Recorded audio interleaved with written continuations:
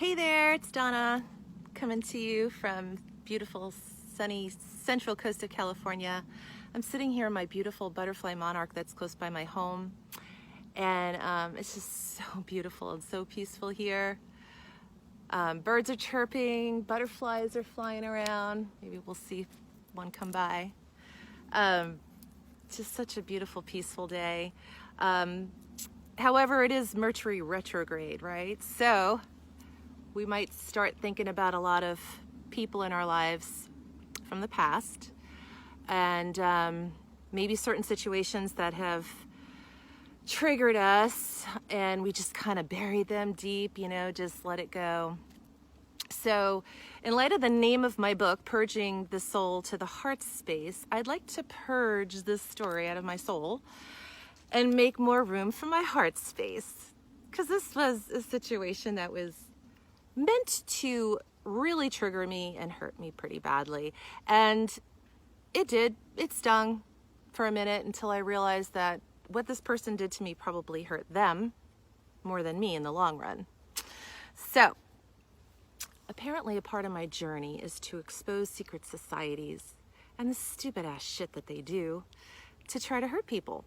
So here's another story coming at you. So the year is 2006 when this incident happened. I'm 36 years old at the time. My daughter just entered kindergarten. The recession up in the Bay Area just actually started to hit, and I got laid off from my job. So it was a really stressful time, So nobody at this time was on Facebook just yet. So I think we had that classmates.com that people were signing up for. And there was a guy that I was friends with from teenage years. This is a different person than the others I've talked about in my other video. This is a whole different person.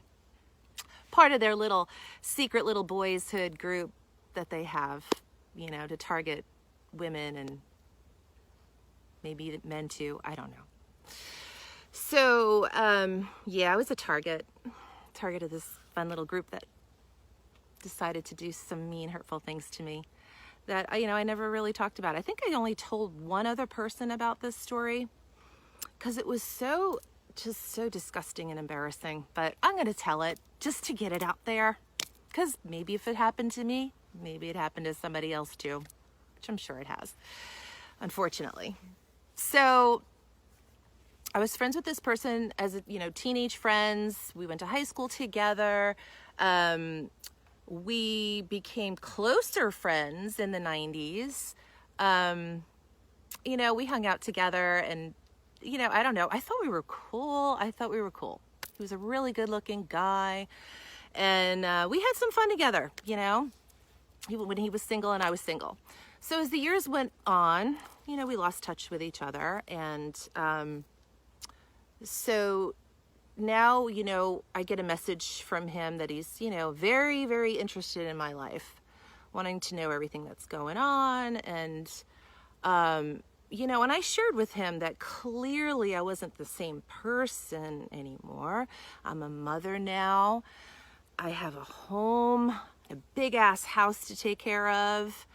I had gained a lot of weight. Like, I wasn't the same person anymore, physically, mentally, spiritually, everything. And he seemed really compassionate about that initially, and explained to me that he was going to be working in Vegas, and that he had a really nice hotel room, and he was going to be working most of the time, but that I can come and enjoy the pool and just relax and, go to the spa and all of that. And I thought, that's a great idea. And it took me some time to think about it. I think he had asked me, a couple times over a course of a few months. And so, leaving my daughter was extremely difficult. I just came out of a really hard custody battle with her father, and in which I was awarded full custody, and in which he decided that he wasn't going to help at all. So I had her 24/7. So trying to find, a comfortable place for her to, a safe place for her to be overnight, in which I did. There was a friend that also had a daughter her age, and I explained to her, I'd like to get away for a night or two, run over to, just jump on over to Vegas, which is a quick flight from California, and just spend some time decompressing and reconnecting with an old, fun high school friend. Well, okay, so I make all these plans and just, asked him 1,000 times, you sure you're good with this? Like, you sure you get where I'm coming from when we make these plans? This is not like it was back in the day. This is going to be a little different. We're older now and I have more responsibilities now, and everything seemed great. Well, I make all the arrangements, cleared it with him. He was good with everything. So I arrive in Vegas on a Friday. I think it was a Friday evening. I'm assuming so. And I'm in the cab and I'm like, I'm pulling up. I'm here. And he seemed like all shocked. And he's like, oh, you really here? I didn't think you were going to come. And I'm like, well, why not? I mean, we discussed this. And I made sure I cleared this with you. So that was already like so disappointing. Like, really? Okay. So I get to his room and more disappointment. He's just looked filthy dirty, like he worked all day, like literally looked like he needed to take a shower, and probably didn't smell very good either. And his room reeked of marijuana. And he was just sitting there like so unenthused to see me. It was like, wait a minute, what's happening here? So I said to him, get in the shower. Let's go to dinner. Let's go have some fun. Like, my gosh, this is not something that I did every day. I was cooped up working full time and being a mom. And so this was a really special treat for me to just relax and have a good time. So he's like, no, doesn't want to go to dinner, doesn't want to take a shower, doesn't want to do anything. So it got to the point where I just sat and chatted with him for a little bit. I'm like, look, I want a cocktail. I want to go have some fun. And so he's like, yeah, go ahead. The bar's right downstairs. And I was just like, you're not going to come with me? Really? So, that was another thing. As the conversation went on, of course, he told me he was single. And when I got there and I saw that he was acting so distant, I'm like, are you married? Like, did you not tell me the truth about whether or not you were single? So I don't even know if I got a straight answer, but I did find out he was married. So yes, ladies, this is what your husbands do. And then they blame me as if I knew. Okay. So this happened, and I don't know if his wife ever found out or not. Nothing happened between us, but when you're married, you don't invite girls from high school to your hotel room. Not appropriate. No. So I go downstairs to go get a cocktail. I thought I'll just have a drink by myself, talk to some people.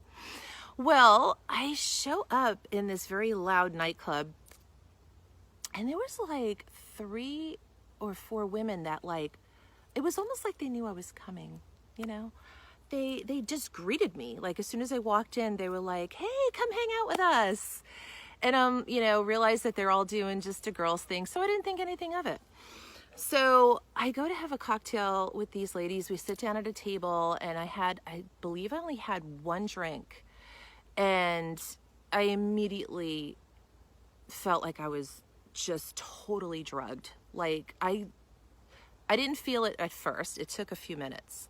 What happened was I finished the drink, and then we got up to go to the dance floor, and somehow I lost the whole group. They just kind of left me, And I was by myself, and I just thought, oh my God. Then it hit me, and I was like, wow. Like, I couldn't even see straight. And so I was like, holy shit, something's really wrong. And so I walk out into the lobby, and I was like, oh my gosh, I got to get back to the room. Now I'm trying to remember the room number. And the thing is, I think it was the Mandalay Bay. So there was like 2 separate, like, twin buildings. And so I'm supposed to go back to this building, but I'm thinking in my head, the room is in this building. So I'm going up and down the elevator trying to find the room, and I'm just like, fuck. And then, like, it was so bad I couldn't even operate my phone. Like, it was bad. Like, probably should have ended up in the hospital, but when you're tough as nails, you survive this kind of shit.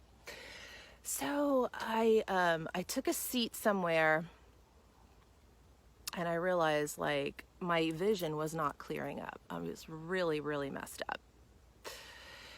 And so eventually I found the room. I think I asked somebody, where is room 525 or whatever? And he's like, oh, that's in the other building. And I'm like, oh, thank God. So I get to the room, I pound on the door. I was so pissed. And I was like, what the hell? And he's all sleeping, and he's all like, what, what's going on? I'm just like, you should have never left me. And I probably started yelling at him. I was so mad. And I was like, you're a big jerk for inviting me here, that kind of thing. So I go to sleep on the couch, and he comes out of his bedroom, and he's like, he offers me his bed, which I thought he was going to sleep on the couch. So I'm thinking, oh, well, maybe he's just being really polite and letting me have the bed. Well, I remember I get into bed, but I believe he went into bed with me, but nothing happened. I remember just like passing out. So I knew the next day he was going to work, right? I thought, okay, cool. I could just, shake off this whatever. I can't even say it was a hangover. It was just a weird, I'm sure somebody put something in my drink. I'm pretty sure. And so I just thought, well, this is good. I get to just hang out by the pool and relax. And, I didn't know I was drugged in the moment. I didn't even know what happened. Like, it's not like I knew. I thought, wow, I was really hit hard by that cocktail. So the next day, in a blur, I see that, he's packing his things up, which I thought he was going to work. But he was packing his things, like, to leave. So I don't realize this in the moment, but I went back to sleep, and then I hear the phone ring. And, I heard the door. I heard him leave a few minutes prior. So I go to answer the phone, and it's the hotel, lobby. And they're like, they're the main desk, and they're like, hi, this is the front desk. We just want to inform you that you need to leave the room. And I was so confused. I'm like, well, what happened? What's going on? I go, my friend has this room, and he invited me here as his guest. And they were like, no, you need to leave. So then I realized, like, I'm being treated like an imposter, or maybe even a prostitute. I don't know what he told them, but, which I never, ever, ever, ever was, just to clear the air on that rumor. So the people at the desk were making me feel really unwanted. And so I was like, look, I just want you to know, I'm very confused about what's going on here. My friend has this room, and she was like, no, he checked out. He checked out of the room, and we're giving you 1 hour to leave. So she was really cold to me. And I was just like, I immediately knew, like, this guy was really fucked up in the head. Like, to do this to me, like, are you freaking kidding me? So, I didn't even shower. I just immediately packed my shit and got on the next flight home I don't even think I was gone 24 hours.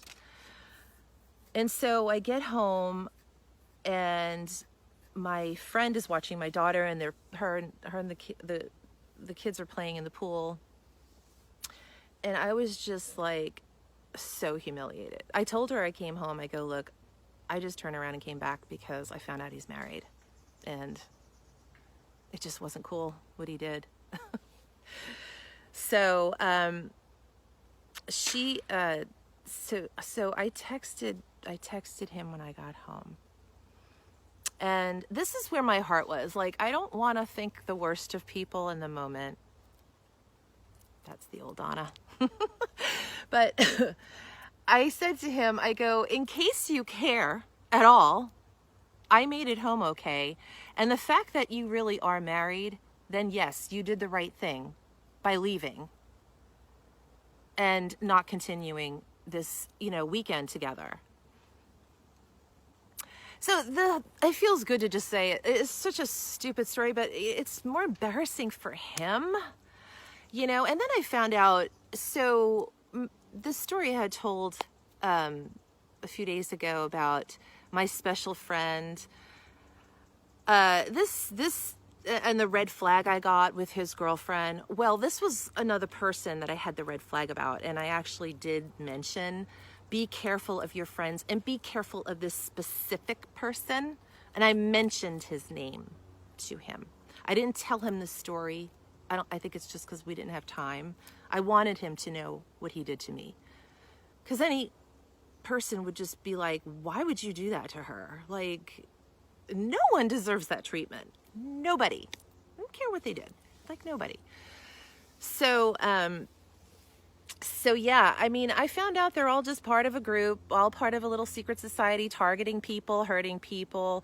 I survived it. I shook it off. Thank God. I didn't get really sick, but I look back on it, and it was the fact that I only had one drink. So I know something was slipped into that drink, and the way that those girls greeted me, so welcoming and so, but I didn't think anything about it. It's like, it's Vegas, it's girls' night, So, but then I thought, yeah, maybe he put those girls up to it.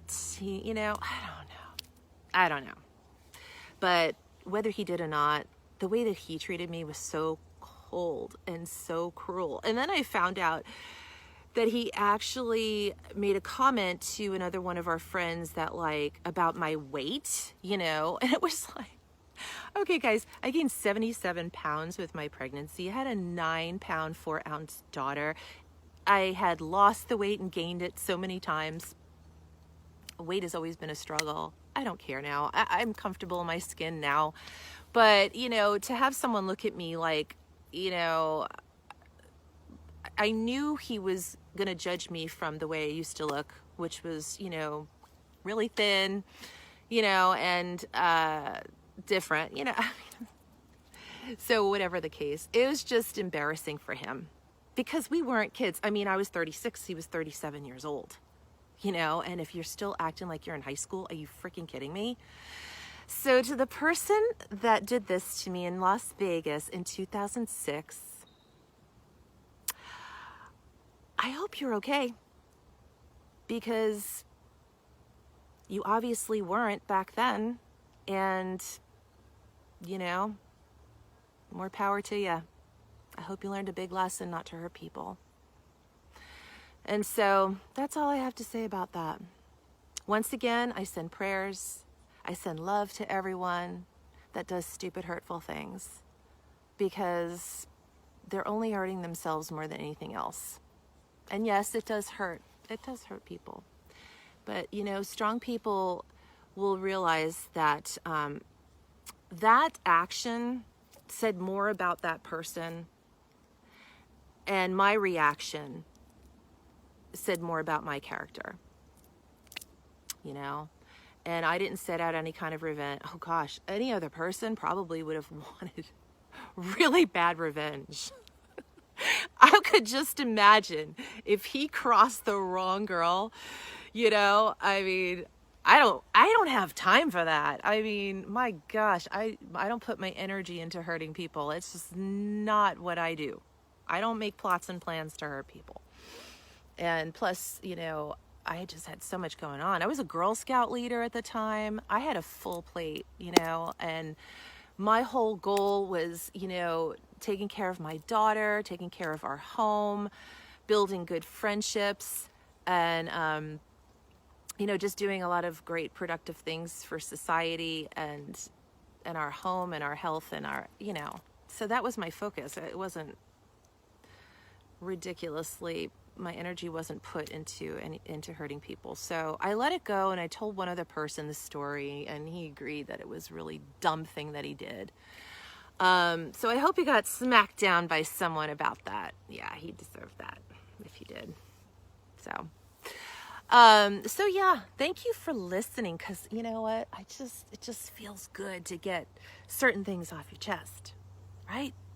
Certain things out of your heart and soul, maybe that are just embarrassing stories that you just don't want to tell anyone. And we don't have to mention names, but it feels good to just tell it like a story, and just, like I said, your reaction to the hurtful things people do is going to determine who you are. God watches everything. So this person, I'm sure, got horrible karma. I don't wish it on him. I don't have to. God saw the whole thing. Yeah, people think that everything they're doing isn't being watched and recorded. It is. It really, really is. I've said this before, and it's been confirmed. It's been confirmed many, many times. So be careful what you're doing. Be careful what you're doing to other people. And then if you do get hurt by other people, just keep your character. Don't give in to the games that people play. But I'm just relieved that these secret societies are getting exposed. More and more people speaking out about the stupid shit that goes on. And, it's going to be broken down. All those evil demons are getting exposed and broken down. So I love it. I'm at peace with that. I feel really, really good. I'm really happy.